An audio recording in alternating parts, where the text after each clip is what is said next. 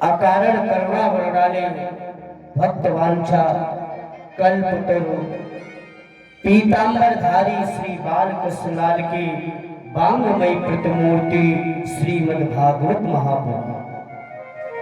राधा माधव की महती अनुकंपा से समस्त भक्तों के भक्तपूर्ण आग्रह से आपके इस गृह ग्राम में कसोलर में जो श्रीमद् भागवत का आयोजन रखा गया, जिसका कि आज द्वितीय दिवस। आप लोगों ने कल सच्चिदानंद रूपाय विश्वोत्पत्त्याद हेतवे तापत्रे विनाशाय श्री कृष्णाय वयं नमः इस श्लोक का दर्शन किया था, भगवान के सच्चिदानंद रूप का। आगे व्यास जी भगवान ने बताया, यम प्रव्रजन्तु मनो प्रेतम प्रेत कृत्यम द्वैपायनो विरह कातरया जुहा। जिस समय सुखदेव जी का जन्म हुआ तो जन्म लेते सुखदेव जी महाराज जंगल की तरफ जाने लगे। यम प्रव्रजन्तु मनो प्रेतम प्रेत कृत्यम द्वैपायनो विरह।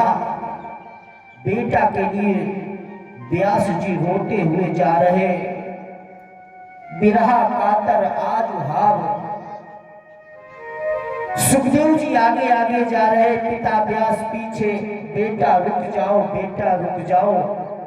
पर यहाँ पर सुखदेव जी महाराज रुक नहीं, जबकि पिता की बात माननी चाहिए। पर यहाँ पर आज सुखदेव जी अपने पिता की बात को नहीं मान रहे। सुखदेव जी महाराज पीछे मुड़कर क्यों नहीं देख रहे थे? विचार किया है कि पीछे मुड़कर अगर देखेंगे तो माया में फंस जाएंगे।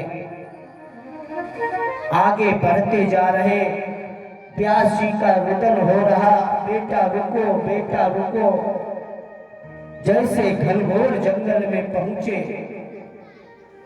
तो वृक्षों ने व्यास जी के रास्ते को अवरुद्ध कर दिया और कहा, व्यास जी आप जैसे परम ज्ञानी, परम भागवत, आपने कई पुराणों की रचना की है। आप जैसे परम ज्ञानी अगर इस तरीके से रुदन करेंगे, विरह करेंगे, तो साधारण मनुष्यों का मार्गदर्शन कौन करेगा? जैसे कहा, जीवन में एक विचार करने की बात है। कभी कभी जो अपने से अगर कोई छोटा है तो उसके पास भी कुछ ना कुछ ज्ञान है। भगवान ने सभी को कुछ ना कुछ ऐसी बुद्धि दी है, जो आपको ज्ञान है वो हमें नहीं होगा, और जो हमें ज्ञान है वो आपको नहीं होगा। तो व्यास जी से कहा, आप एक बेटा के लिए रो रहे हो? जैसे कहा तो व्यास जी ने कहा, मेरा बेटा तो जंगल जा रहा, अभी इसका कोई संस्कार नहीं हुआ है। तो वृक्षों ने कहा, आपका बेटा धर्म के कार्य के लिए जा रहा, आप अपने घर वापस जाइए। व्यास जी को क्रोध आ गया। वृक्षों से कहा, मुझे अभी ज्ञान मत दीजिए, मुझे आपकी कोई उपदेश की आवश्यकता नहीं है। तो वृक्षों ने भी कहा, व्यास जी आप एक बेटा के लिए रो रहे हो, जो आपका बेटा आपको पत्नी के माध्यम से प्राप्त हुआ है, इस बेटा के लिए रो रहे। वृक्षों ने कहा, मैं अपने इस शरीर से हजारों पुत्रों को जन्म देता हूं, मुझे लोग पत्थर मारते हैं। इस समय आम का सीजन चल रहा है, तो जो आम वाले वृक्ष होते उसमें जो फल लगे होते वो उनके पुत्र ही होते। तो लोग मुझे पत्थर मारते हैं, फिर भी मैं दूसरों की क्षुधा मिटाने के लिए अपने पुत्रों को दे देता हूँ।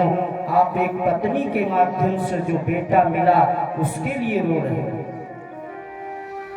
जैसे कहा तो व्यास जी ने विचार किया, अभी हमें कुछ नहीं करना। उस रास्ते को छोड़कर दूसरे रास्ते से व्यास जी जा रहे। तो आगे बेटा जा रहा, बेटा रुक जाओ, बेटा रुक जाओ। तो अंततः सुखदेव भगवान रुक गए। उन्होंने कहा, बेटा ऐसा है, 16 संस्कार होते, तुम्हारा कोई संस्कार नहीं हुआ। ऐसा है, घर वापस चलो। आज यहाँ पर सुखदेव भगवान ने व्यास जी से कहा, पिताजी मैं आपके साथ चलने के लिए तैयार हूं, पर मेरे एक प्रश्न का उत्तर देना पड़ेगा।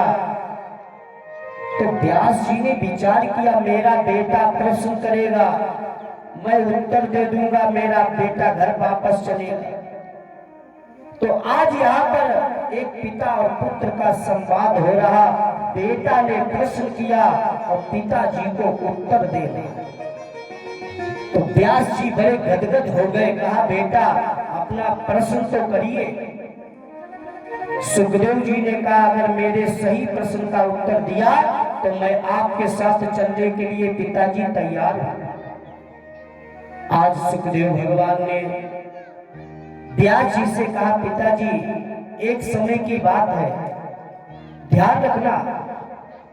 कथा तो सभी को पता है, आजकल YouTube के माध्यम से ऐसा कोई क्षेत्र नहीं, प्रदेश नहीं, देश जहाँ पर भगवान की कथा, पर किस कथा से हमें क्या शिक्षा प्राप्त होगी ये बहुत जरूरी है। आज प्रश्न किया, पिताजी एक समय की बात है, एक राजा शिकार करने के लिए जंगल गया। तो राजा के महल के पास से एक व्यक्ति गुजरता हुआ जा रहा था। तो रानी ने कहा अपनी दासी से, ये जो व्यक्ति जा रहा है इसे अंदर लेकर आओ कक्ष में।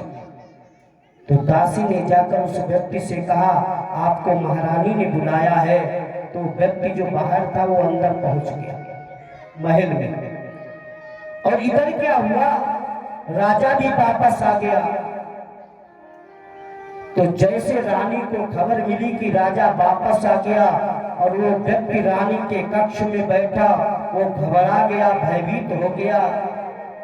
विचार किया, राजा के अगर किसी महल में बैठा होता तो एक बार छूट हो जाती, पर मैं राजा की रानी के कक्ष में बैठा हूं, राजा की अगर कहीं नजर पड़ गई तो मुझे फांसी हो जाएगी। इतना डर गया। विचार किया किस कोने में जाऊं, तो जाकर वहां पर उल्टा लटक गया जहां पर लोग शौचादि क्रिया करते हैं प्राचीन समय में। जिस प्रकार रानी ने कहा, महाराज आप तो शिकार करने के लिए गए, इतनी जल्दी वापस कैसे आ गए? तो जैसे कहा ऐसा है रानी, अभी मेरा शरीर ठीक नहीं, मैंने विचार किया घर पास में है तो शौचाद क्रिया से निवृत्त होकर जाए, इसीलिए मैं आया। अब वो व्यक्ति डर के वजह से वहां उल्टा लटका। राजा ने जाकर उसके ऊपर मलमूत्र का त्याग किया। सुबह हुई, पिताजी सफाई करने वाले ने देखा ये व्यक्ति उल्टा लटका, जाकर उसको सरोवर में स्नान कराया। पिताजी यहां तक तो देखा, पर कुछ समय और व्यतीत हुआ। एक दिन राजा फिर शिकार करने के लिए गया और वो व्यक्ति फिर वहां से गुजरा। रानी ने दासी से कहा उसे दोबारा बुलाकर लाओ। पिताजी ये बताओ उसे दोबारा वहां जाना चाहिए कि नहीं? तो व्यास जी ने कहा, बेटा जिसकी पहली बार में इतनी दशा खराब हो गई हो, जिसके ऊपर मलमूत्र का त्याग हुआ हो, उसे दोबारा वहां जाना नहीं चाहिए। जैसे कहा व्यास जी ने कहा उसे दोबारा वहां नहीं जाना चाहिए। सुखदेव भगवान ने कहा पिताजी मेरी तो विजय हो गई, मेरी तो जीत हो गई। तो व्यास जी ने कहा बेटा तुम्हारी विजय कैसे हो गई? आज सुखदेव भगवान कहते पिताजी मेरी जीत इसलिए हो गई, आपने कहा उसे दोबारा वहां नहीं जाना चाहिए, उसके ऊपर मलमूत्र का त्याग हुआ है। उसी प्रकार मुझे भी माँ के गर्भ में दोबारा नहीं जाना है, मुझे भगवान के भजन के लिए जाना है। तो व्यास जी घर वापस आ गए और सुखदेव भगवान भजन करने के लिए गए।